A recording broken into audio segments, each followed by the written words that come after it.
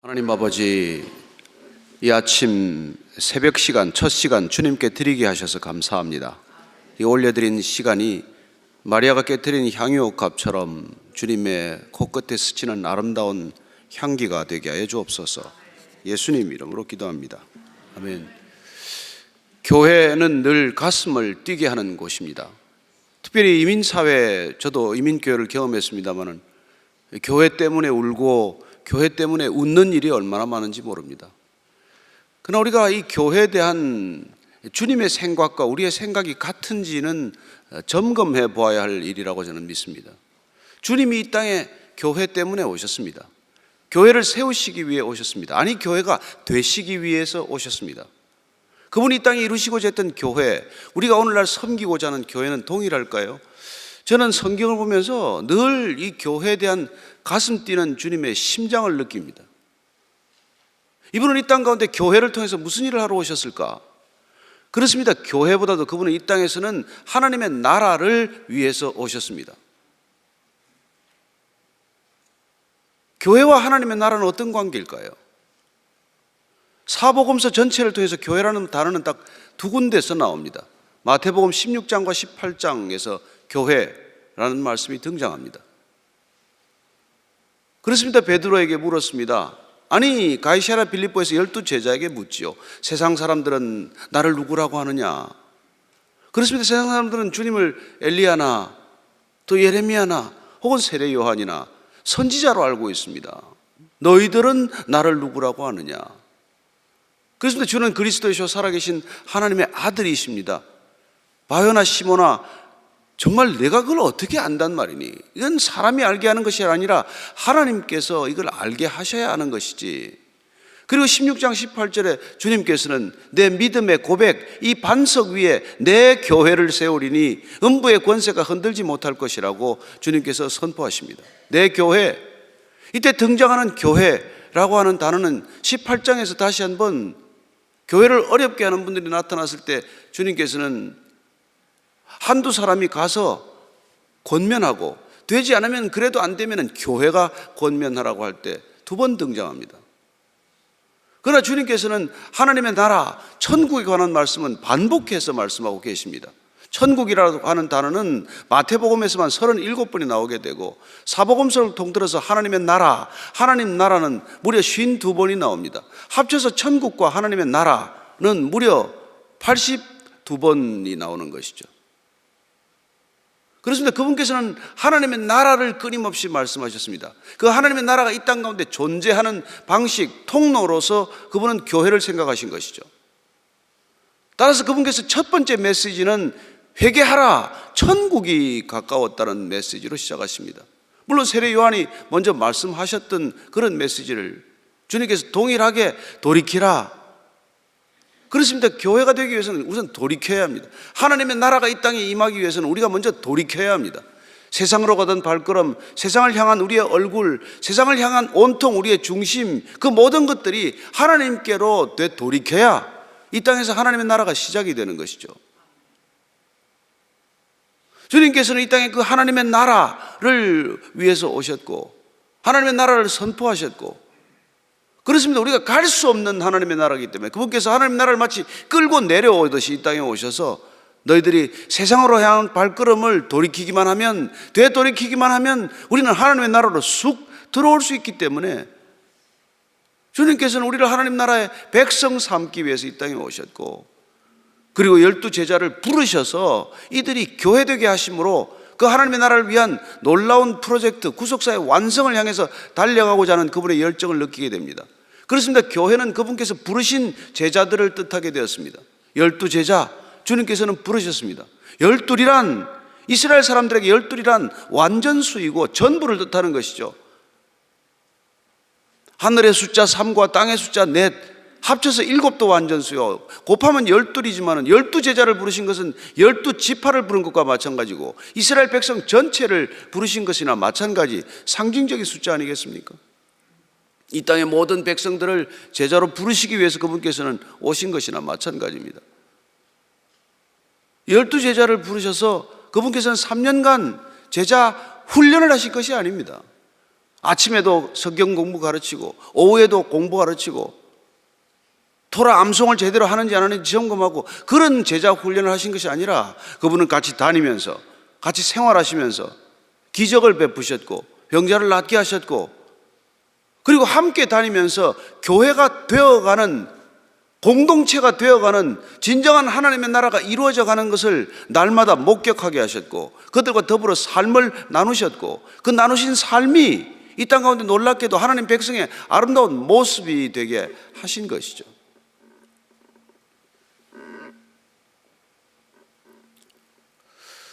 그러나 슬프게도 우리가 잘 아는 대로 12제자는 결국 예수님을 부인하는 베드로까지 팔아버린 가룟 유다까지 모두 다 십자가의 현장을 떠나버리고 사도 요한이 그 발밑에 있다가 주님께서 내 어머니다 보라 내 어머니다 요한에게 말씀하고 어머니를 부탁하게 됩니다. 어쩌면 자기 부모도 버리고 떠났던 요한은 예수님께서 어머니를 맡기는 바람에 마리아를 모시고 평생 어머님 마리아 떠날 때까지 복양을 했던 사도죠. 그래서 어쩌면 그는 누구보다도 많은 예수님에 관한 얘기를 들었고 깊이 예수님을 묵상했고 그래서 우리가 지금 읽고 있는 이 요한복음이 탄생한 것이고 그리고 그의 기억을 더듬어서 그는 끊임없이 주님께서 이 땅에 교회를 어떻게 이루어 나가실지를 오늘 우리가 읽은 이 짧은 본문을 통해서 교회의 권능, 교회의 능력을 우리에게 소개해 주고 있는 것이죠. 그들은 여전히 두려워 떨고 있었습니다.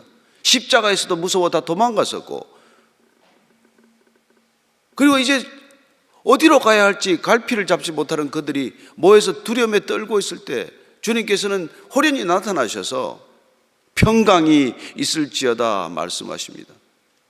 12제자, 한 제자는 이미 떠나버렸고 11제자가 모여있는 여전히 두려움에 떨고 있는 그 제자들에게 샬롬, 평강이 있을지어다 라고 말씀해 주고 계십니다. 반복해서 말씀하십니다. 그렇습니다. 이 땅에 진정한 하나님의 나라를 위한 지피, 초소와도 같이 만든 이 교회의 본질은 평강에 있기 때문이죠. 두려운 세상 가운데서 골리앗과 같은 세상에 맞서기를 늘 두려워하는 그 제자들에게 주님께서는 샬롬, 평안을 먼저 선물하십니다. 교회는 세상과 다른 특징이 있다면 이 평안 아니겠습니까? 어디를 가야 우리가 평안이 있습니까? 세상 어디를 가면 우리가 그런 평안을 맛보겠습니까? 아침에 잠깐 와서 이 의자에 앉아서 기도하면서 누리는 이 평안을 어디 가서 우리가 맛볼 수 있으며 그런 평안을 어디 가서 구할 수 있습니까? 이 평안, 주님이 아니고서는 얻을 수 없는 평안, 세상 어디에도 무슨 방법으로도 뭘 가지고 얻어도 우리가 얻을 수 없는 이 평안을 위해서 주님께서는 오셨다는 것입니다.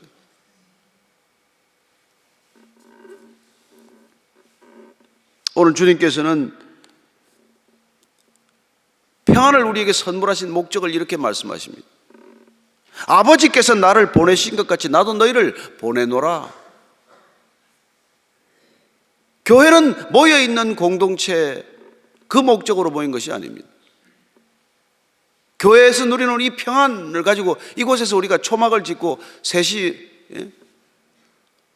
여기 우리가 영원토록 여기서 요람에서 무덤까지 보호받기 위해서 이곳에 부른 것이 아니라는 것입니다. 주님께서 샬롬을 주시는 까닭, 우리를 교회로 부르신 까닭, 주는 그리스도고 하나님의 아들이라고 하는 이 믿음을 가진 사람들의 고백 위에 세운 이 교회는 보내기 위해서라는 것을 말씀해 주고 계십니다. 내가 너희를 보내노라. 올해 임마누엘 교회가 보내노라. 너를 가라. 너희는 가라. 그렇죠. 마태복음의 마지막도 주님께서는 그렇게 위임명령으로 마치는 것을 보게 됩니다. 너희는 가라. 아버지와 아들과 성령 이름으로 세례를 주고 내가 내게 가르쳐 분반 모든 것을 지키게 하라. 그렇게 갈 때 내가 너희와 항상 함께 가겠다고 약속해 주셨습니다. 그렇게 함께 가시기 위해서 성령을 보내줄 것이고 그리고는 너희들은 가라고 하는 것이 그분의 교회를 세우신 목적, 교회가 우리가 되어야 할 목적을 말씀해 주신 것이죠. 그렇습니다. 교회는 이곳에 앉아있는 숫자가 늘어난다고 교회의 능력이 아닙니다. 교회는 가라고 하는 명령을 받아들이고 주님의 명령에 순종하는 사람들이 얼마나 갈 수 있느냐가 교회의 능력 아니겠습니까? 그렇습니다. 교회의 능력은 세팅 캐패시티가 아니라 샌딩 캐패시티라는 말을 우리는 듣게 됩니다. 얼마나 우리는 갈 수 있을까요? 어디까지 갈 수 있을까요? 참된 교회의 능력은 이렇게 가라고 하는 주님의 명령을 우리가 받아들이고 갈 수 있을 때 주님이 드러나지 않겠습니까? 따라서 그분께서 이 땅에 교회를 다른 종교기관과는 전혀 다른 모습으로 우리를 부르시는 것을 보게 됩니다. 그분께서는 먼저 우리를 부르셨습니다. 갈릴리 호수가에 있는 제자들을 부르십니다. 찾아가서 부르십니다. 어느 누가 찾아가서 불렀습니까? 모든 제자들은, 예루살렘에 있는 제자들은 찾아가야만 스승을 만날 수 있었지만 그분께서는 친히 찾아오셔서 한 사람 한 사람 부르십니다. 너는 나를 따르라. 내가 너로 사람을 낚는 어부가 되게 하리라. 그렇습니다. 우리가 돈을 버는 사람이 아니라, 내 이름을 높이는 사람이 아니라 사람을 낚는 어부가 되게 하시기 위해서 그분은 찾아오셔서 나를 따르라. 그 부르신 그분께서는 그 제자들을 3년간 데리고 다니시다가 결국은 보내기 위해서 이 땅 가운데 교회를 이루시게 됩니다. 주님께서 우리를 세상 가운데로 보내시기 위해서 세상에 어떤 종교가 흩어지기를 원합니까? 그래서 그들은 큰 성전이 목표입니다. 모든 종교들을 보십시오. 불교 사원을 보십시오. 모스크 사원을 보십시오. 얼마나 큽니까? 저는 큰 절도 많이 가봤고 큰 사원도 많이 가봤고 모스크도 많이 갔지만은 교회와 비교할 수 없는 그런 엄청난 화려한 그런 성전들을 짓지만 주님께서는 그 성전을 돌 위에 돌 하나 남기지 않고 다 무너뜨리겠다고 말씀하십니다.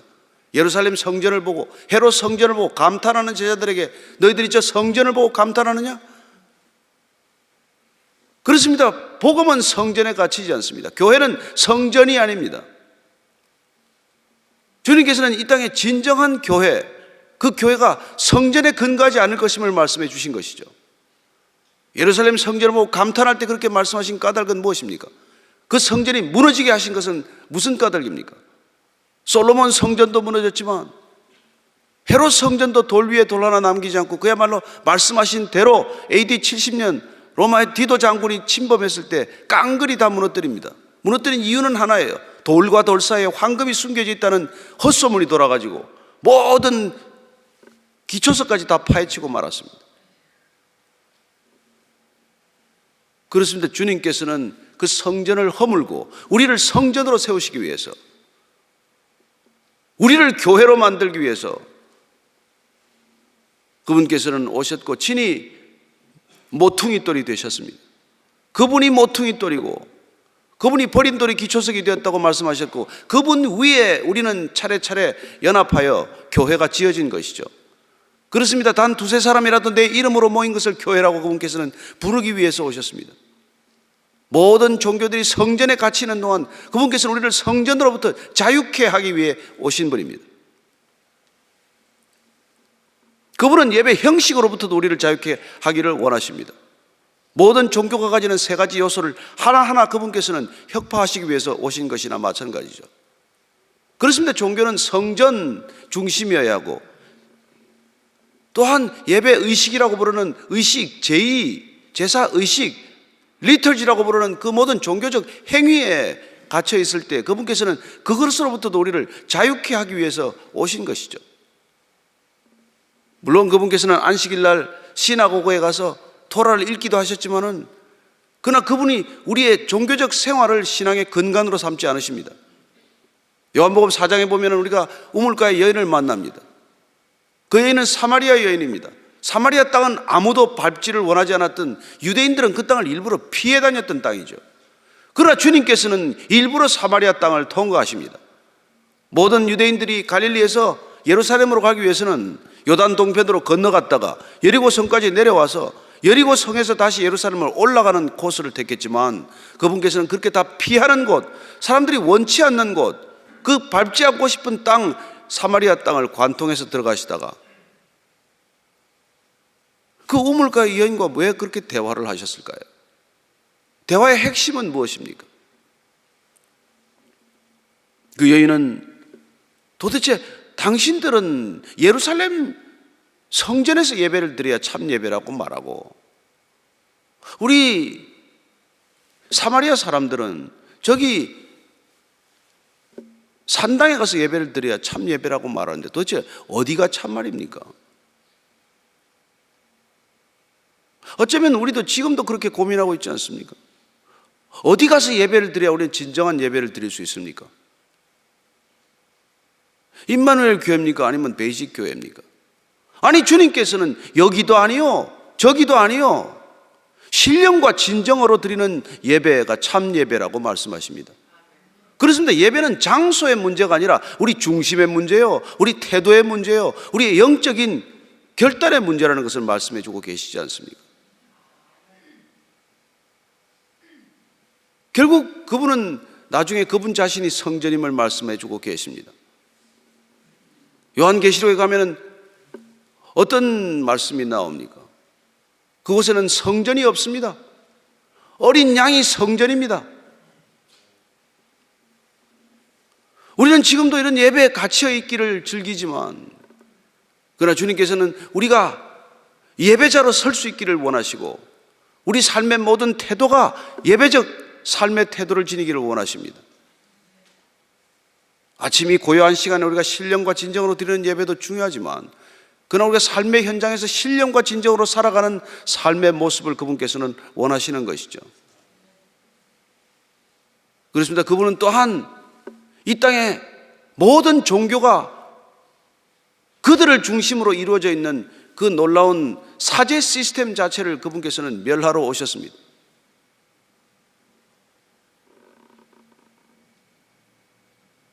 주님께서는 내 앞서 온 사람들은 모두 절도요 강도라고 말씀하십니다. 누구를 지칭하신 것이겠습니까? 그렇습니다. 그분께서는 하나님과 인간 사이에 어느 누구도 개입하는 걸 원치 않으십니다. 하나님은 친히 인간에게 오셔서 직접 말씀해 주시기를 원하십니다. 예수님께서 오셔서 하나님을 단 한마디로 우리에게 부르라고 말씀하십니다. 아빠.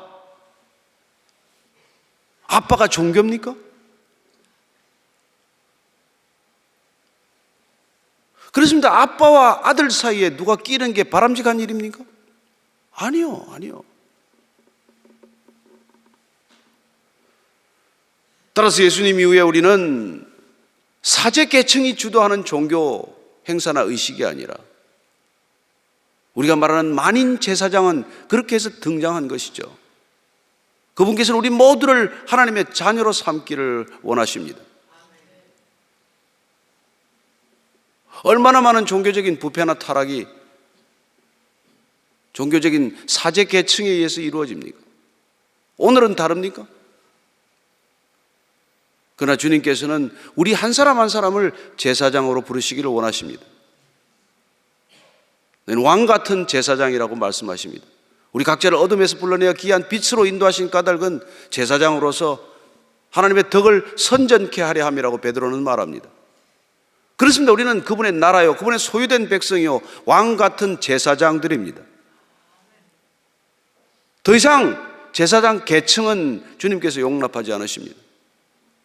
로만 캐톨릭이 다시 이 모든 것들을 끌어들여서 성전을 짓고 제사장 클래스를 다시 세우고 성가대를 만들어서 그 제우스 신전에서 입던 옷을 입혀서 성가대를 만들고 없었던 포디움을 만들고 단을 만들고 모든 종교의식을 가져왔지만 주님께서는 그걸 위해서 이 땅에 오시지 않았습니다. 왜 교회입니까?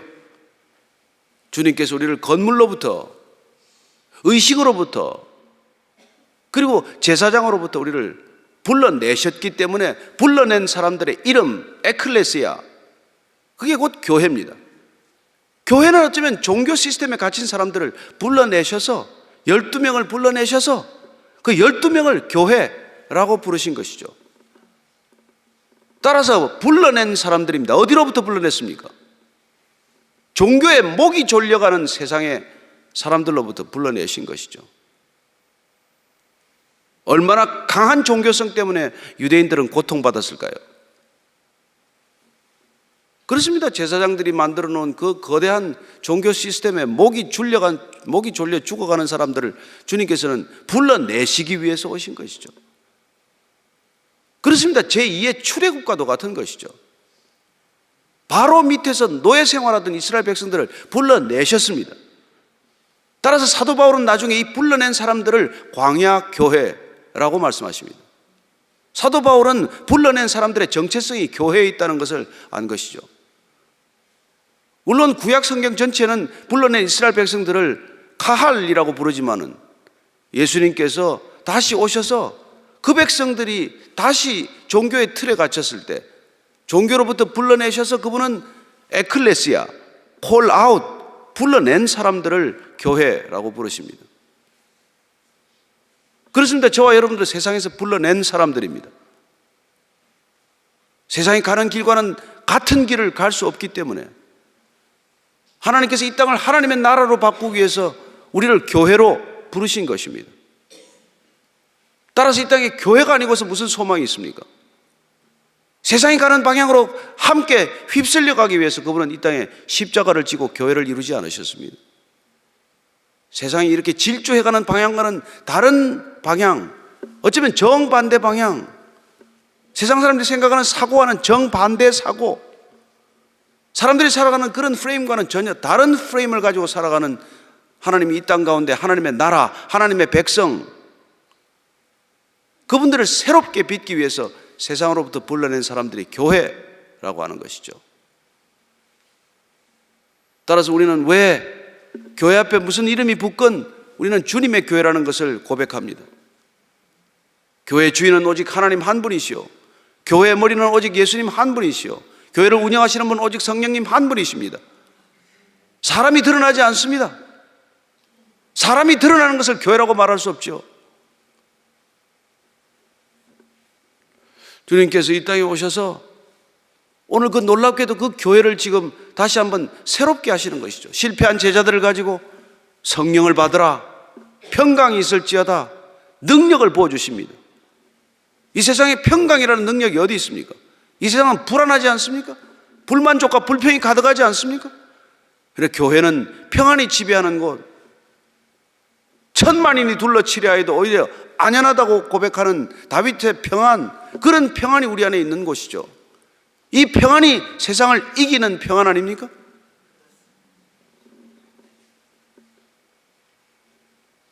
그리고 주님께서 성령을 부어주십니다.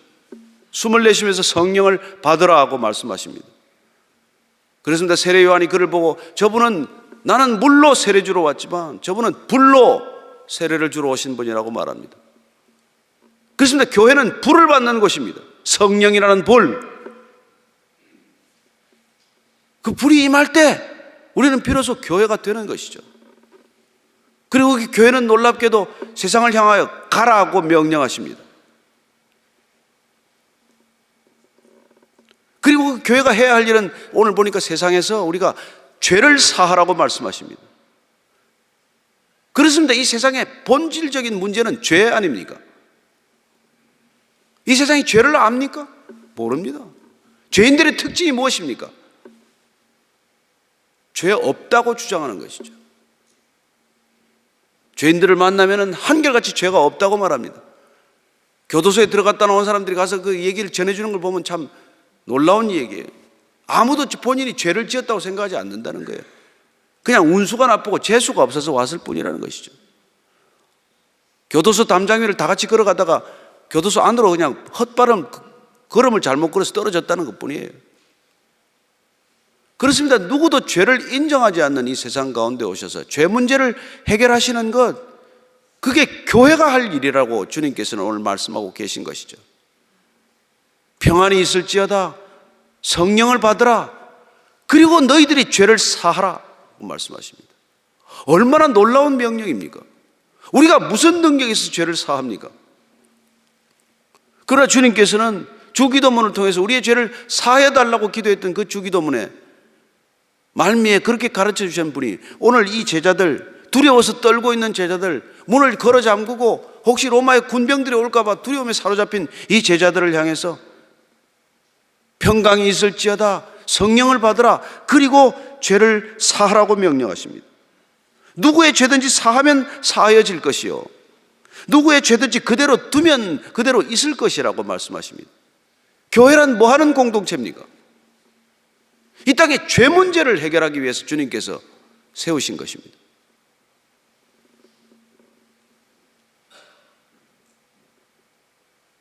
따라서 우리는 중보의 자리에 늘 있게 되는 것이죠. 모세가 이스라엘 백성들을 주님께서 멸해보겠다고 하실 때 뭐라고 말씀하십니까? 내가 이 백성들을 다시 쓸어버리겠다. 새로 시작하겠다.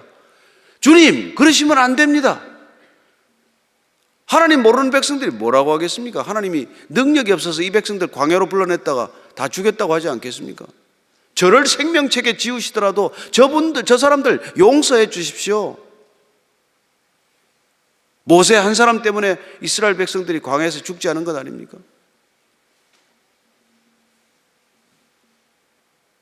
아브라함이 소돔과 고모라를 놓고 왜 5명에서 멈췄습니까? 더 기도하죠. 어쩌면 주님께서는 단 한 사람이라도 그 사람이 대신 죄를 용서를 구할 때 주님께서는 심판을 멈추시는 것을 보지 않습니까? 이스라엘 백성 전 성중에, 예루살렘 전 성중에 단 한 사람이라도 내 이름을 간절히 부르는 사람이 있다면 심판하지 않겠다고 말씀하시는 주님 아니십니까? 저는 이 땅에 교회가 있기 때문에 세상이 존재한다고 믿는 사람입니다. 이 땅에 교회가 있기 때문에 세상이 버티고 있는 거예요. 제가 교회를 모를 때는 세상이 잘나서 세상에 있는 줄 알았는데 그게 아닙니다. 하나님께서 주신 이 세상의 두 가지 인스티튜션은 패밀리, 가족과 처치, 교회밖에 없습니다. 나머지는 다 인간이 세운 것이죠. 그 모든 인간이 세운 것들은 profitable organization, 모두 이익을 추구하는 집단들입니다. 그러나 이 땅에 주신 하나님의 가정, 하나님의 교회만이 주고받는 교회가 아니라, 주고받는 가정이 아니라 주고 또 주는 가정이요, 주고 또 주는 교회 아닙니까? 우리가 끝없이 줄 수 있는 까닭, 그분께서 끊임없이 우리에게 공급하시기 때문에, 주님께서 우리에게 차고 넘치게 부어주시기 때문에 우리가 목마르지 않고 허기지지 않고 우리는 끊임없이 베풀어 줄 수 있는 능력 있는 사람들이 된 것이죠. 이 교회가, 이 능력 있는 교회가 세상에서 그 능력을 드러낼 때 하나님의 영광이 임하지 않겠습니까?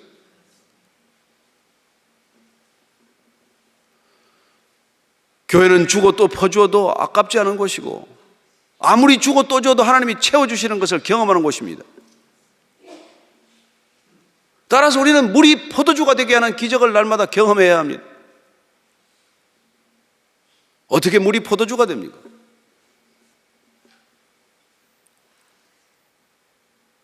어떻게 우리가 기도한다고 사람이 낫습니까? 어떻게 38년 된 병자가 일어납니까? 어떻게 오병이어가 가능하죠? 무리를 어떻게 걷습니까? 소경이 눈을 뜨고 죽은 나사로가 살아나는 기적을 우리가 어떻게 베풀 수 있습니까? 그러나 주님께서 약속하셨습니다. 너희들이 나보다 더 큰 일을 행할 것이다. 이 교회는 주님 약속에 따르면 주님이 하셨던 것보다 더 큰 일을 행할 수 있다고 주님께서 말씀하셨습니다. 어쩌면 우리가 겨자씨만한 믿음이 없기 때문에, 주님이 말씀하시는 그 겨자씨만한 참된 믿음이 없기 때문에 우리는 주님의 체면을 생각해서 그런 기도를 하지 않죠. 혹시 기도했다가 안 되면 주님 체면 상하시니까 주님 입장을 너무 많이 생각하시는 것 같아요. 그러나 오늘 교회는 세상의 돈과 세상의 건물과 세상의 모든 조직은 가졌지만은 나사렛 예수 그리스도의 권능, 그분의 이름, 교회의 영광은 잃어버리지 않았습니까?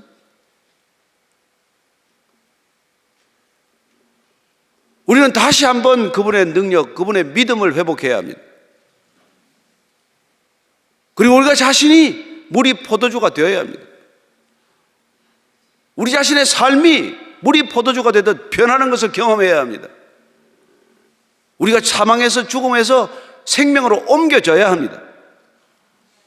우리가 거듭나야 합니다. 교회는 거듭난 사람들의 공동체입니다. 새 생명이 잉태된 사람들의 공동체입니다. 날마다 새 생명이 잉태되어야 합니다. 어쩌자고 1년에 한 번씩 이걸 합니까?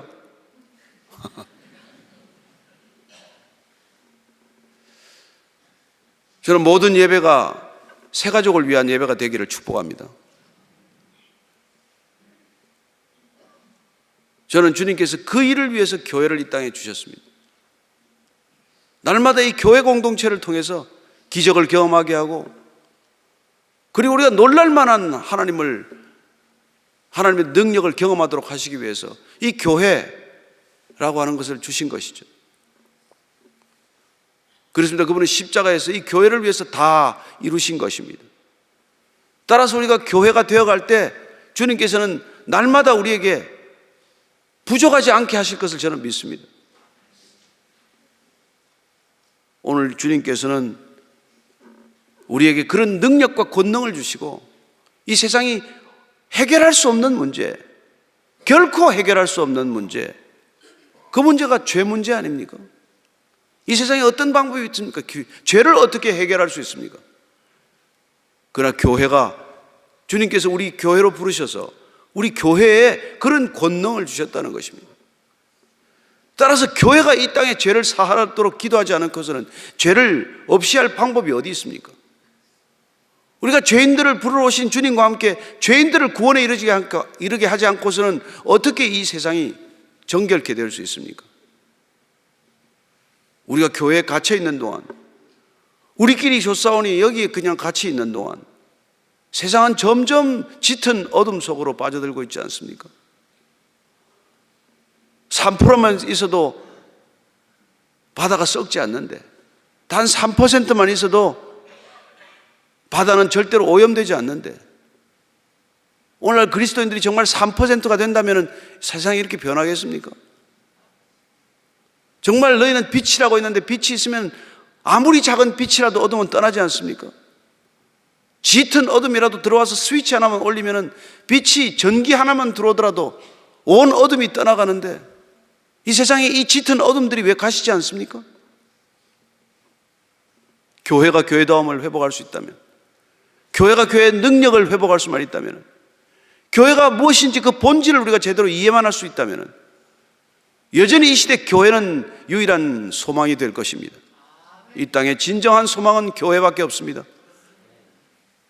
저는 이 땅에 다른 데 소망이 있다면 지금도 또 그 길로 가겠습니다.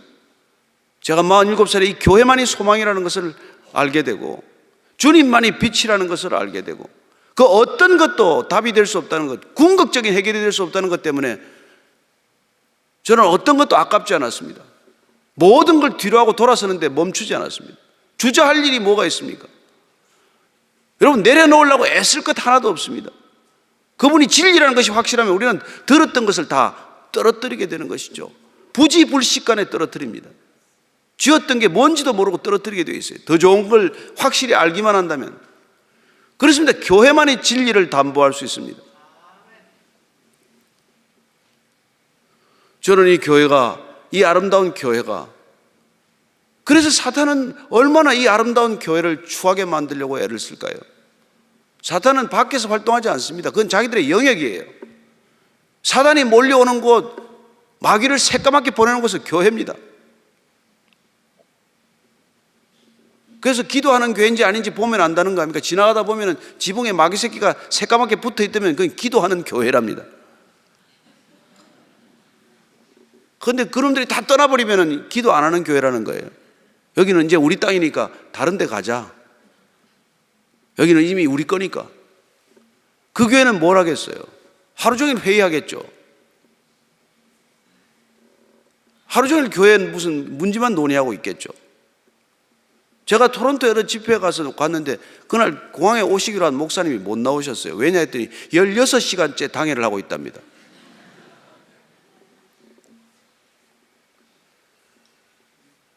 저는 우리가 정말 주님께서 이 땅에 교회를 세우신 목적, 교회가 되신 목적, 우리를 교회를 다니는 철치 고어가 아니라, 주일날 오는 썬데이 크리스찬이 아니라, 정말 주님께서 원하시는 제자의 길을 걷게 하시기 위해서 우리를 제자로 부르신 것입니다. 주님께서 한 사람 한 사람 나를 따르라고 부르신 그 목적은 우리를 다시 세상으로 파송하기 위해서, 보내시기 위해서 부르신 줄로 믿으시기 바랍니다. 이곳에 우리가 모이는 까닭은 흩어지기 위함이요, 이곳에 우리가 은혜 받는 까닭은 은혜를 나누기 위함이요, 이곳에서 우리가 기도하는 까닭은 세상을 죄로부터 돌이키기 위한 것입니다. 우리가 기도하지 않고 세상이 죄로부터 돌이킬 방법은 없습니다. 오늘 우리가 그대로 두면 그 죄는 그대로 있을 것이라고 말씀하시지만은 우리가 그들을 사하면, 주님께 사해달라고 부르시면 저는 주님께서 이 세상을 다시 한번 새롭게 하실 것이라고 믿습니다. 너희는 내게 부르짖으라. 내가 알지 못하는 크고 비밀한 것들을 보여주리라. 그분께서는 약속하셨습니다. 우리가 부르짖어 기도하는 것들이 우리 개인의 것들을 구하는 것이 아니라 이 땅을 위해서 구한다면, 이 나라를 위해서 구한다면, 열방을 위해서 구한다면, 온 백성들을 위해서 구한다면 주님께서는 여전히 지금도 일하실 것이라고 믿습니다. 임마누엘의 영광, 이 교회에 임한 하나님의 영광, 여러분들과 항상 함께 하시는 주님의 영광을 땅끝까지 펼쳐나갈 수 있게 되기를 축원합니다. 그 일을 위해서 주님께서 오셨습니다. 그 일을 위해서 우리를 부르셨습니다. 그 일을 위해서 우리를 보내시고자 하십니다. 너희는 가서 모든 족속으로 제자를 삼으라고 말씀하십니다. 교회가 몇 사람이 왔는 거 그거 중요하지 않습니다. 저는 너무 정말 제가 초신자라면 이 교회 와서 신앙생활을 하고 싶어요. 성도 수를 세기라 합니까?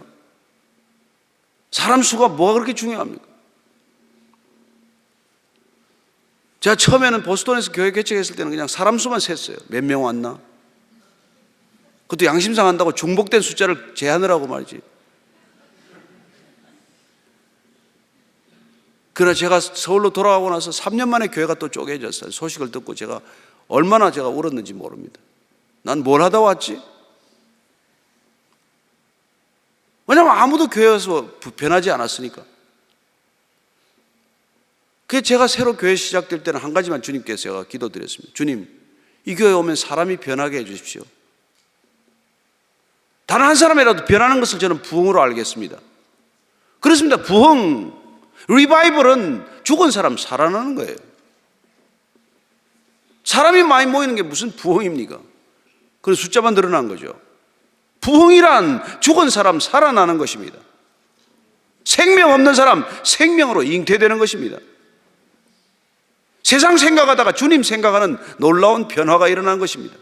내 것밖에 모르다가 이웃을 사랑할 줄 아는 사람이 되는 것입니다.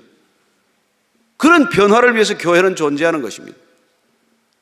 그저 나 하나밖에 모르고 살아가는 이 세상 가운데 이웃 사랑할 줄 알고 내 걱정보다 이웃 걱정 더 많이 하고 내 기도보다도 이웃 기도를 더 많이 하는 사람들이 모여있는 이상한 집단, 그게 교회예요. 교회.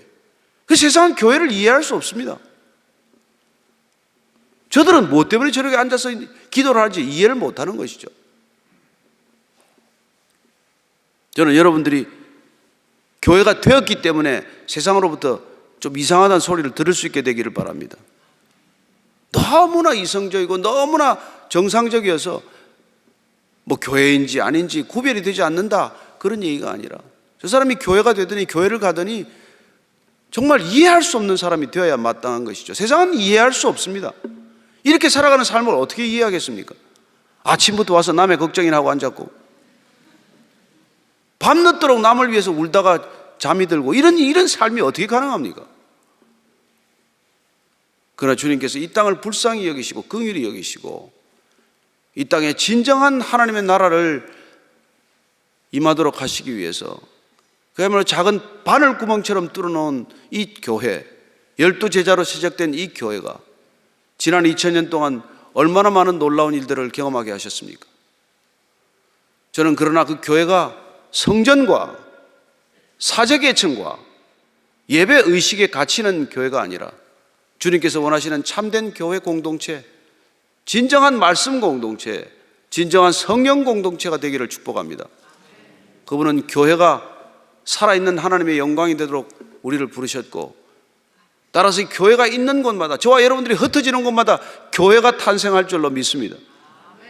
이곳에서 우리가 교회 되어서 주님께서 가라고 하는 곳마다 흩어지면 그곳이 곧 교회가 될 줄로 믿습니다. 따라서 저는 이곳에 있는 모든 100여 개 이상의 목장들이 다 교회가 되는 그런 환상을 다 같이 갖게 되기를 축복합니다. 임마누엘 교회도 좋은 교회지만 한 목장이 교회가 되어서 그 목장이 있는 곳마다 주님의 교회, 주님의 놀라운 능력이 나타나게 되기를 축원합니다. 저희들은 지금 내일 베이직 교회는 120여 개의 그런 저희들 같은 목장으로 흩어져서 예배를 드리게 됩니다. 병원에 찾아가서 예배도 드리고, 청소년들, 가출 청소년들 찾아가서 예배도 드리고, 그리고 시골에 있는 부모님을 같이 찾아가서 목장 식구들이 같이 가서 그 어머님 요양원에 가서 예배도 드리고, 흩어져서 예배를 드리면서 그들은 놀랍게도 그곳에 하나님의 나라가 임하도록 그렇게 기도하고 흩어지는 것입니다. 저는 이곳에 와 있고, 저는 여러분들이 담임 목사님을 마음대로 풀어줄 수 있게 되기를 바랍니다. 어디를 가셔서 선교지에 계시든 어디에 계시든 여러분들과 함께 기도의 끈으로만 묶여져 있게 되기를 축복합니다. 이 교회, 임마누엘 교회, 그 이름답게 여러분들이 흩어지는 곳마다 하나님과 함께 하시는 놀라운 은혜의 축복이 넘치기를 축원합니다. 기도하겠습니다.